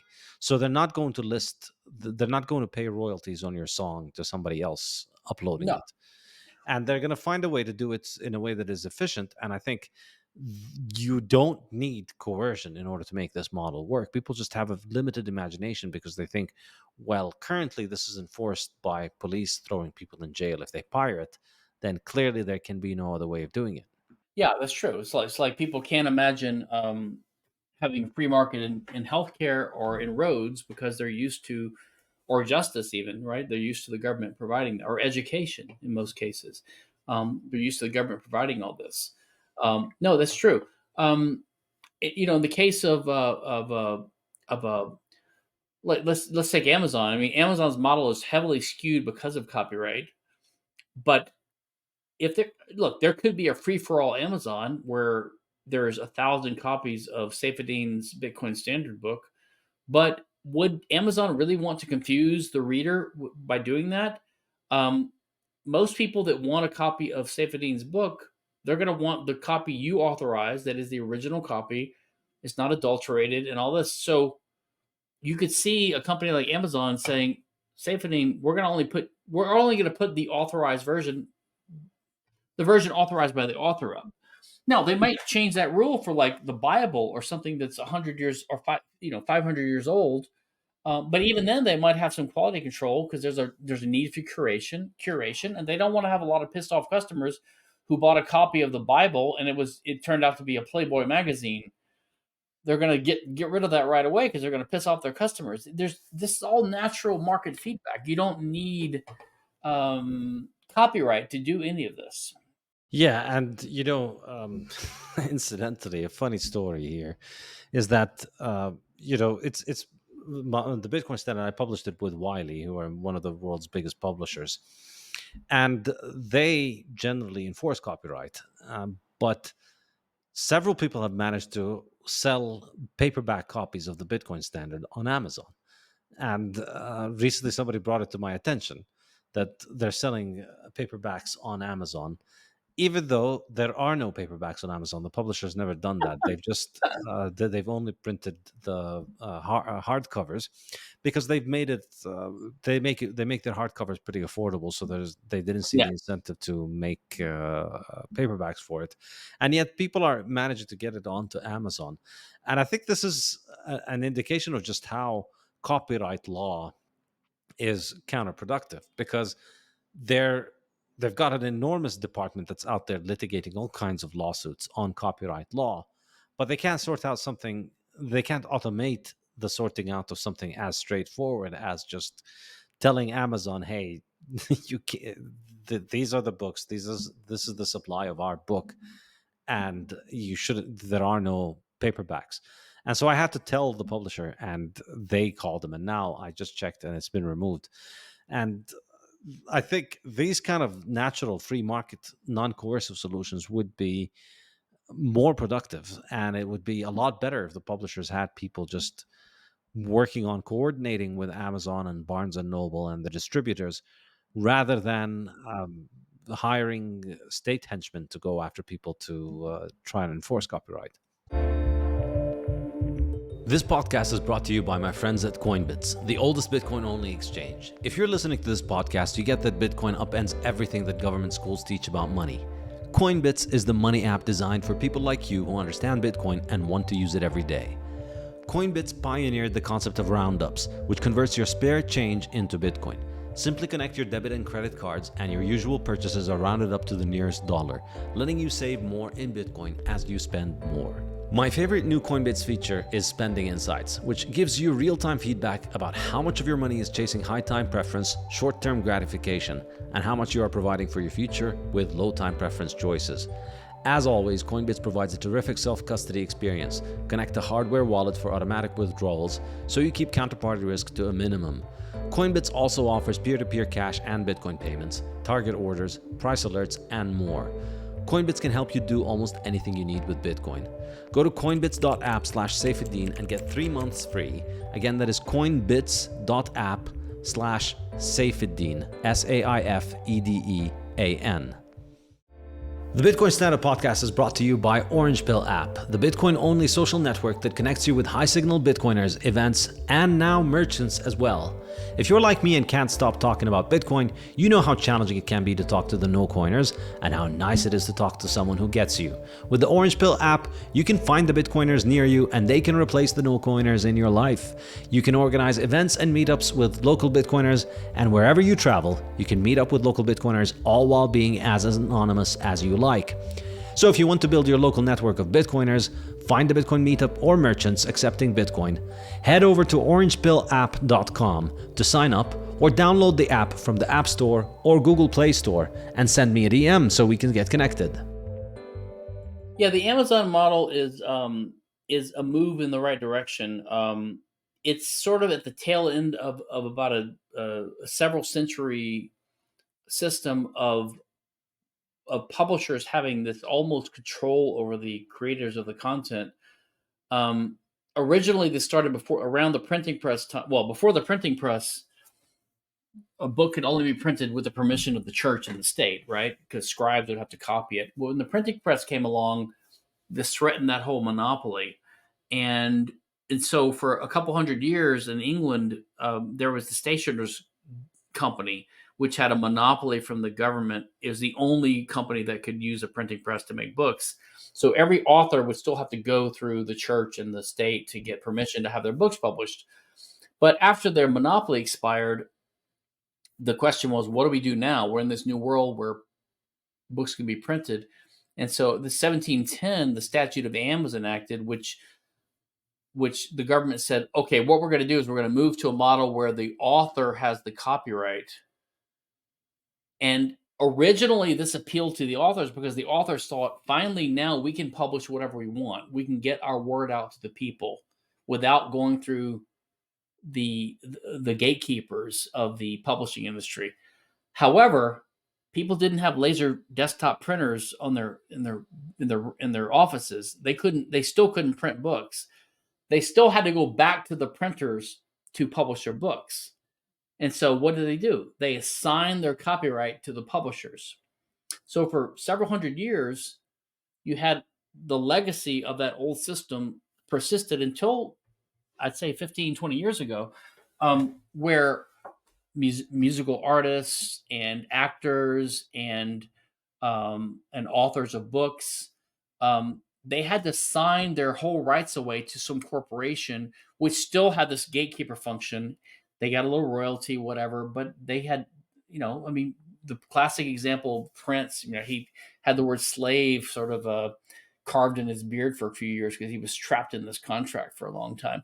So these systems perpetuated this. Now it's becoming freer because of the threat of piracy, because there's so much piracy out and torrenting out there. Publishers know they have to loosen up a little bit, because if they don't, people will start to self-publish like they're doing now. This book that I just showed you, I mean, I published this book with Oxford University Press under the standard thing, right? 2020. This book, I self-published it on Ingram Spark and Amazon. And I did that so I could put it with no copyright, because no publisher is going to agree to that right now. Or they're going to try to give me a hassle, right? Or they might take another year to review it to make sure some stupid peer reviewer looks at it first who doesn't know anything about this and wants me to change it and moderate my tone or whatever. I don't know how you got the Bitcoin Standard through a mainstream publisher. That's pretty impressive. I mean, I'm sure you got pushback from their peer reviewers, like, this is not standard economics, Safe. Surprisingly, I did not. I'll always give them credit for that. I thought they would be very critical. I didn't think they'd take it, but they loved it, and I did get some feedback. And it was suggestive. There was at no point a sense of, hey, you have to remove this, or if you don't tone this down, then we don't publish it. It was thorough, good, constructive feedback, and it was very helpful. So I gotta admit, I'm surprised myself. Well, that's a good example. Well, anyway, so you can see where all this goes. So and by the way, one thing we didn't touch on, because we talked about the principled case based upon an analysis and a consequential case too, but an understanding of the purpose of property rights, right, is to basically respond to a world of scarcity in an attempt to come up with rules that allows us to use our resources productively without conflict. But we didn't really talk about the standard utilitarian case, which they think they have numbers. They never give us the numbers, but they say things like, and this is the Chicago approach and the mainstream utilitarian approach, which is that the way we come up with the laws we should have in society is we analyze their consequences, but in terms of consumer welfare or some other criteria. So the standard argument is the Richard Epstein argument, the Chicago School argument. It's the idea that, the free market and property rights work normally, but on occasion, there's a need for the state to step in and to fix what we deem to be a market failure. And the market failure is that when you have unhampered free market competition, which you and I would call freedom or the free market, When you have that, on occasion, you have problems that emerge that need a correction from the state, like antitrust law, right? Monopoly legislation. But also, they'll say that, well, especially when society turns into a more advanced information society like we have now, where a large part of the value of the produce, the output of producers is not widgets like plows and cars and restaurants, things that can't be easily copied or duplicated, things that you have to compete with other people to compete with them. You have to invest money to compete with, another car manufacturer or something like that. Um, if it's easy to compete with them because the vast bulk of the value of what they make is based upon the design of the thing, like an iPhone or a widget, a new machine, a computer, or a book, which is just a pattern of the book. For those things, the fear is that, okay, normally there's natural barriers to entry. If I start a new business and I come up with a new thing like pizza delivery or a new kind of pizza, or I'm in the mood for pizza now apparently, but some new thing that solves. I know. Um, uh, but uh, uh, but the idea is that, okay, in that case, free market competition, we can tolerate that because you get a chance to be the first one to market. You can make a kind of quasi monopoly profit for a while. You can charge high prices because you're the only guy that has this thing. But after a while, people start competing with you and your profit margins get eroded. That's the natural process of improvement and competition. And that's why the free market is always working to lower prices. And you can't charge these monopoly prices for too long, right? That's kind of the idea. But in the case of information centric industries, it's too easy for people to compete with you. And so that mechanism breaks down. And so if I come up with a new pharmaceutical drug, like the vaccine that keeps you from getting COVID safe, you know how well that works. Um, uh, some new vaccine or some new iPhone or whatever, or if I write a new book, it's just too easy for a competitor to just hop in as soon as I'm done. As soon as I come up, introduce this to the market, the competitor can just say, "Oh, I don't have to invent this thing. I can just copy his design, and I can just start selling a knockoff copy right away for half the price, and I don't have any of the startup costs, so I can undercut his price, and he won't be able to sell as much, and so he would never invest in the first place." Like that's the idea, right? The idea is that competition is too easy, and so patent law. The idea is that, well, we're gonna increase. So normally in the free market, there's friction. This is how they think about it. They think that in the free market, which Ronald Coase called transaction costs, right? Which is not really a good thing. A cost is not a good thing. It's just what we have to put up with to make transactions happen. But if it's worth doing, you do it. If it's not, you don't do it. But a transaction cost is not a good thing. But you have these guys that are worried about transaction costs being too low and basically people being able to compete too easily. And when there's friction is removed by a sector of the economy where the predominant value of the goods or services sold is based upon their patterning, right? Like the way a machine is patterned, the way a computer's arranged with software, or the way the letters on the page of a book that you print are arranged. When the bulk of that value is there, it's too easy for people to compete with you. So the alleged free market proponents, they don't like this because they want there to be more friction, because they want there to be an incentive for people to engage in hard work, this Protestant work ethic or something, I guess. And so they introduce friction by patent and copyright law.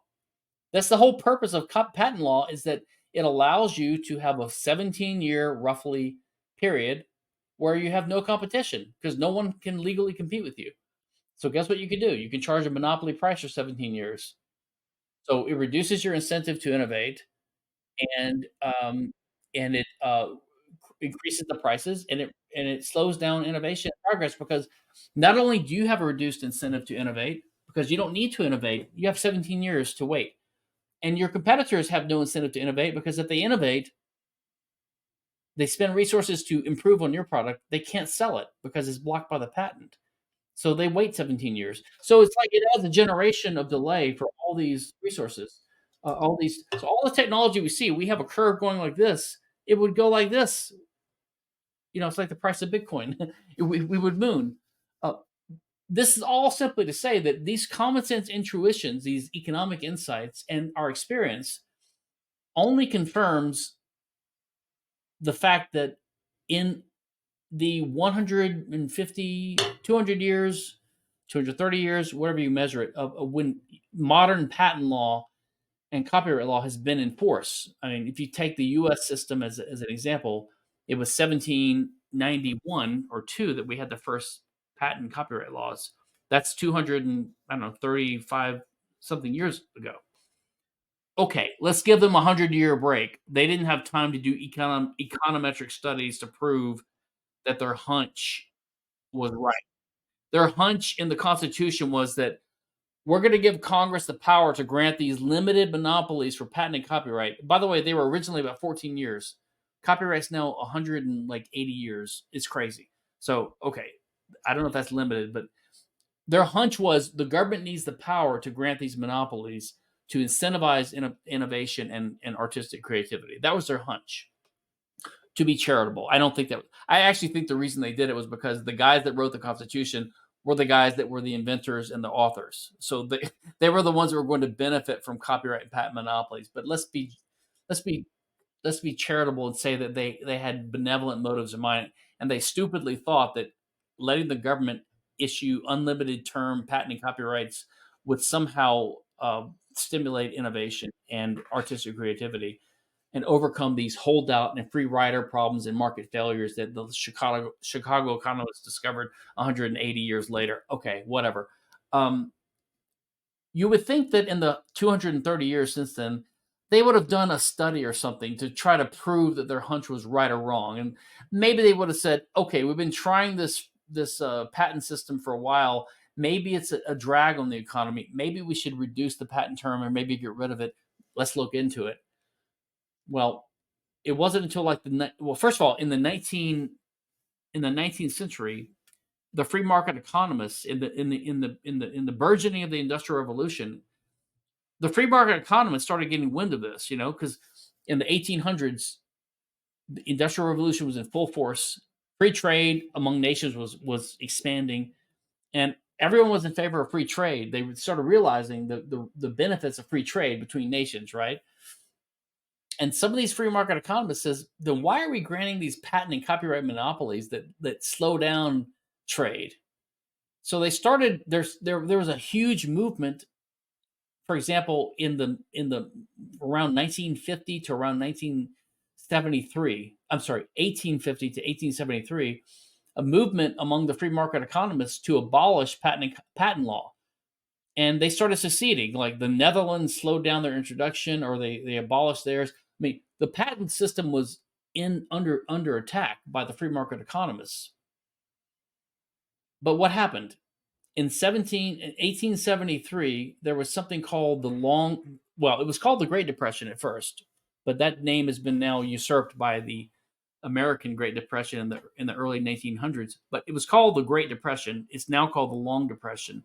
There was a worldwide recession called the Long Recession. I think it's called Long Recession, Long Depression. Anyway, 1873 or so, lasted several years. And when that happened, the tide of public opinion turned against free trade, because that's what happens when people react to, they don't know why their living standards are falling, and they're falling because of some government intervention, but they turn against the obvious culprit, which was free trade. And the advocacy of free trade was the main argument that the free market economists were using to attack the patent system. So when there was like a lull of support for the free market, for free trade, because of this long depression, the movement to abolish patents collapsed. So we were on the verge of getting rid of patents in the 1800s, which was an aberration. It was a mistake. It shouldn't have been done. But people were wising up to it. There was a movement to abolish it, and then it collapsed. So then it started expanding, and then we ended up having the international system of patents and treaties that we have, patent and copyright treaties that we have now, that require everyone in the world to have American style copyright and patent law. But my point is that in this 200 plus year period, you would have thought that someone would have done a study, just one study, proving that patents do what they are claimed to do, that they promote innovation and make the country richer. So the only thing that ever happened really of note was in the 50s, Congress commissioned Fritz Machlup, an Austrian economist, to do this exhaustive study about the patent system. And he provided this 150-page report to Congress, and he said, from what we can tell, there's no evidence whatsoever that the patent system promotes innovation. So on the empirical side, there's simply no evidence for this. And what he said was, from the evidence we have now, if we didn't have a patent system, there would be no argument that we should institute one. In other words, the state of nature of having no patent laws at all, having a free market of competition, would be what we should have. And ever since then, and after the 50s, the econometrics and the law and economics movement got more and more sophisticated. Every study basically concludes we just can't prove that patents do any good, or they say here's all the ways patents slow down innovation.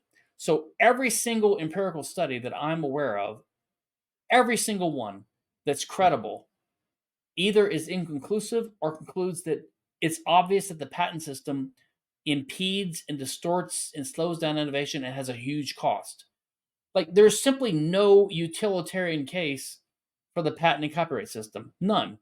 Nothing but anecdotal bullshit evidence, arguments, like, oh, well, what if I'm a poet and no one's going to buy my book? It's like, well, no one buys books by poets anyway, so I don't know what about. Maybe do something else. Yeah, maybe do it as a hobby, you know?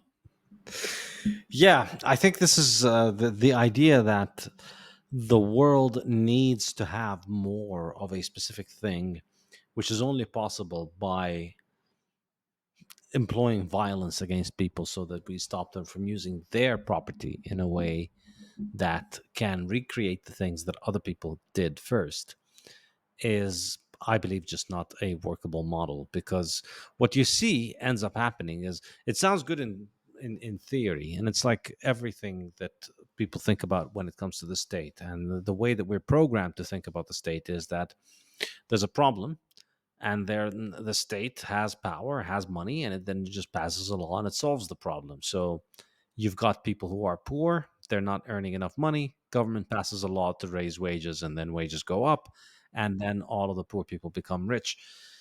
Doesn't work like that, because there's economic incentives, and all that you're doing is that you're skewing the economic incentives by banning people from being able to hire people at a specific wage, and so then there's an unintended consequence.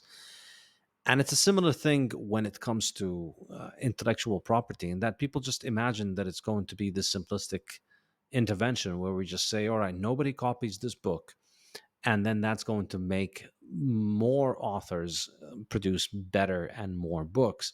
Or when it comes to drugs, you can't copy the drug, therefore pharmaceutical companies are going to spend an enormous amount of time and resources on producing drugs now because they can patent them, which they otherwise wouldn't.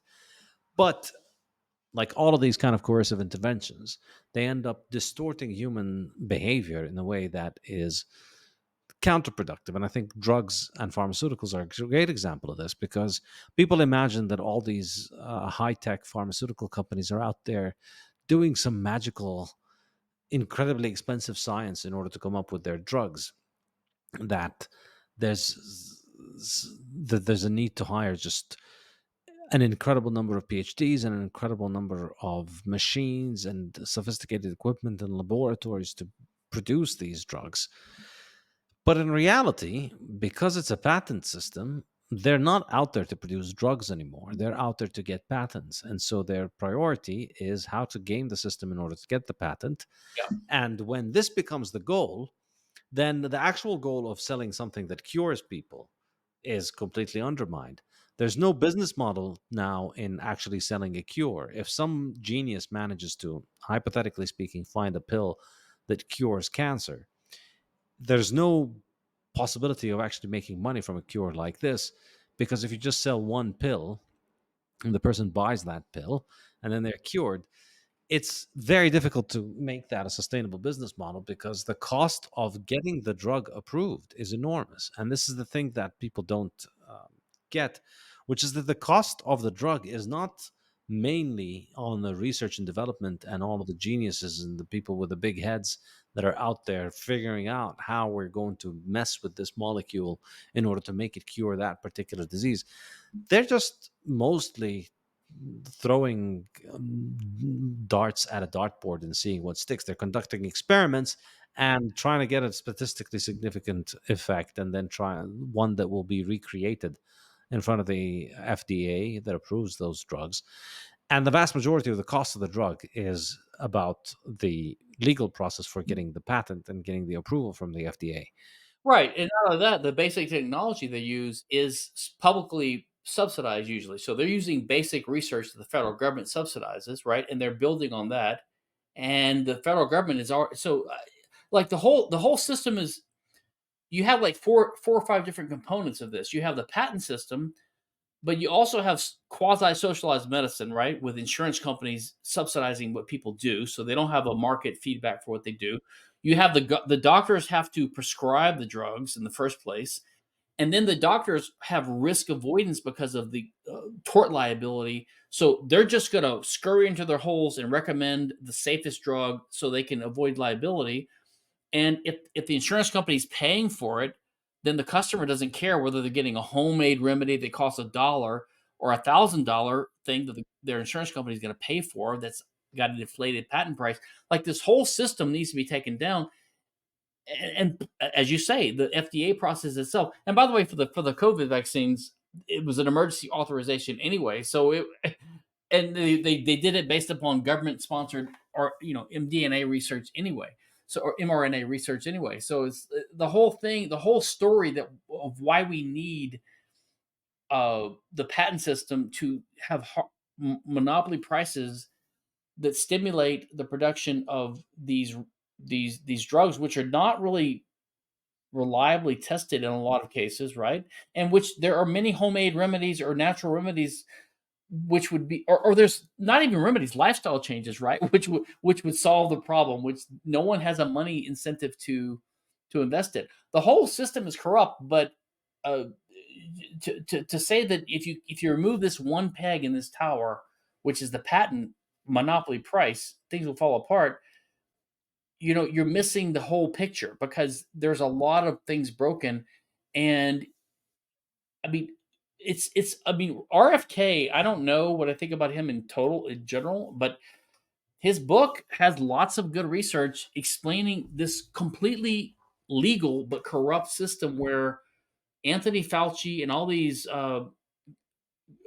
government scientists, ever since I think the Bayh-Dole Act or something, 15, 20 years ago, where they changed the government funding and the patent system and all this.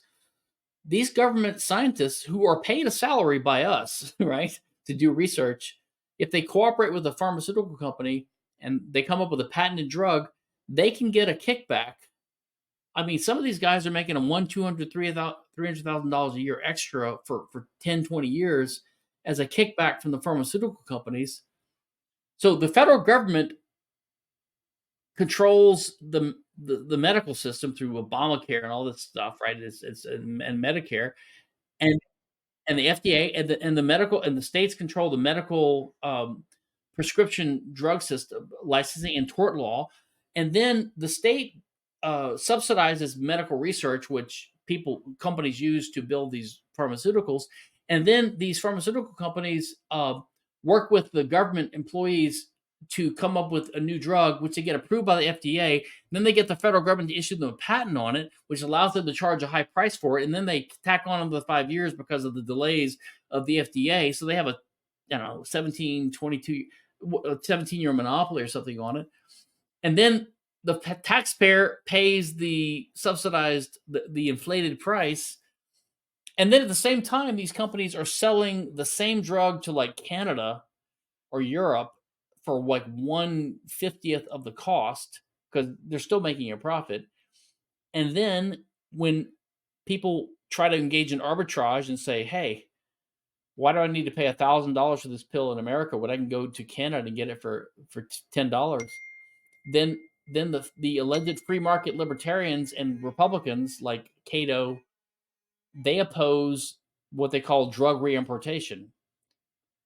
In other words, they oppose free trade because they know that if I can go to Canada and buy a box of pills that is legitimately sold by an American pharmaceutical company, but it's 1/50th the price, and I can just go buy it and bring it here, then it's going to undercut their ability to sell the drug at an enhanced monopoly price in the US. The reason they can sell it cheaper in Canada is because Canada has socialized medicine. They have price controls. They say we're only going to buy at a certain price, just like Medicare is threatening to do in the US.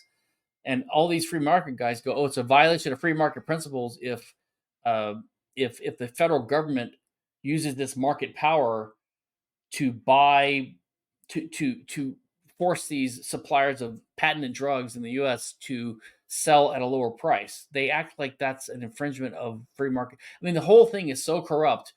And if we could make one improvement, I mean, there's lots of improvements we should make, obviously, in the FDA system, in the tort law system, and the medical insurance system. But we should get rid of patent pharmaceuticals. Everyone says that, oh, we should get rid of patents on everything except for pharmaceuticals because that's the most clear, obvious case where we need to have patents is for pharmaceuticals. I think they have it backwards. That's the one area I would eliminate patents for is in pharmaceuticals. Yeah, absolutely. Who cares about Taylor Swift's music? I think pharmaceuticals is the one that's really life and death. Yeah, And I think exactly. I just want to add one thing. You said you made a good point when you said there's a lot else that's wrong other than just the patent system. The medical system is all socialized and all of that.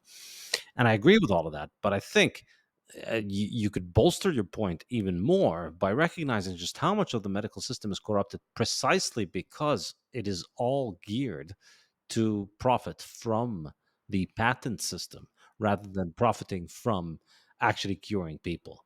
So the patient doctor relationship is completely destroyed because doctors don't want to get sued because the medical system, the American Medical Association, the legal system, the government bodies that handle medicine, the courts, everything, they defer to the science, which says that we need to go with the standard of care. And the standard of care is always, well, not always, but it's usually something that can be monetized. And so the pharmaceutical companies influence the study of medicine in order to lead always towards the prescription of drugs that can be patented. And that was why during COVID there was such a huge campaign to try and discredit the use of hydroxychloroquine and ivermectin at that point, Right. because these are drugs that are not patented, and They're if cheap. Yeah, they're cheap. Yeah. they're cheap, and so you can't make money from them. So the entirety of the field of medicine is skewed toward avoiding curing people in ways that cannot make money. And they're skewed towards trying to find ways of making money from people by feeding them, but by making them take the patented drugs. I agree, and I think you pointed out in a lot of your commentary. I guess it's an offshoot of your Bitcoin stuff, but what do you call it? Industrial sludge, or what do you call it? Fiat food that we have Yeah. now, Frankenstein food or fiat food. And I think the same is true with our healthcare system and the way we treat healthcare issues that are caused by a bad nutrition system and a corrupted. And by the way, a lot of this is patent related in a sense, like well, we have corn in America. That's partly because of Archer Daniels Midland and their subsidies and I'm sorry, their lobbying of Congress, for example, to get ethanol as an additive in gas, things like that. But you also have these uh, the companies that sell the seeds and Monsanto, people like this. They have patents on their food, right? So they have genetically engineered modified food, which I'm not in principle against, but they have patents on these things. So if some farmer buys a patented seed from Monsanto at an inflated price, of course, because of the patent, and then if they plant it in the ground, and if the wind blows it to their neighbor's property, and some crops start sprouting up, then Monsanto can use the government's goons to show up and make them destroy their crops because they're using a patented seed. There's so many distortions of the free market. It's amazing that we're still alive, to be honest. I mean, the free market is so powerful that it is withstood like this 98% attack on it, but it's like there's 2% supporting the 98% at this point. Yeah, and I think and they have to, because all the rest is not productive. But ultimately, we just continue to get more and more productive because technology continues to accumulate, and that's why I remain optimistic, because technology keeps finding ways to route around the parasites. That's what Bitcoin is. I agree. But this is why I'm against patents, is because technology keeps improving, and this is why we're richer now than the Romans. We're not richer because we're smarter. We're probably stupider than the Romans, right? But we have a higher technological base that we can learn from, right? The fund of experience, I think Hayek called it. Every day, every generation, this fund of experience grows. Technological improvements come along, and that's why we're outrunning the state with the inflation they're causing and all this. But it would be much higher if we didn't impede the rate of increase of innovation with patent law. This is the problem with patent law, is that it slows down the ability of the human race to keep improving productivity gains, and to outpace at least a little bit the state's predations on it with their regulations and their inflation. So you're right that the only reason we're still surviving and doing a little bit better in some respects is because of the underlying productivity that is caused by the actions of free people, the innovation, but it's hampered by patent law.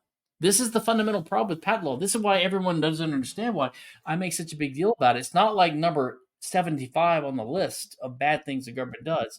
It's like number one or two or three or four. It's up there. It's up there with war and inflation and the federal bank, central banking, welfare, uh, the drug war. It's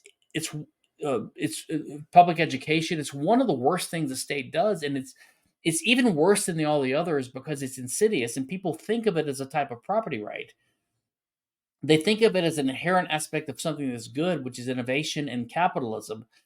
Um, Unlike taxation and war, which people, even if they're in favor of it, they realize that at least taxation is an unnecessary evil we have to put up with to fund the government, and war is not good, but on occasion you have to do it. Like, so they don't really think of war and taxation are good things. But for patents, it goes under the color of property rights. Unfortunately, um, because of the confusion of people who should be our allies on this, which are the free market economists and the libertarians, when they talk about how important intellectual property is, they're supporting the very thing that undercuts what they really favor. So that's unfortunately the problem. Yeah. Well, Stefan, I want to thank you so much for your time. We've gone on for more than 2 hours, and really appreciate you joining us and for all of your insights. And thank you for all of your work. Tell us a little bit more about where people can find you online and find your work.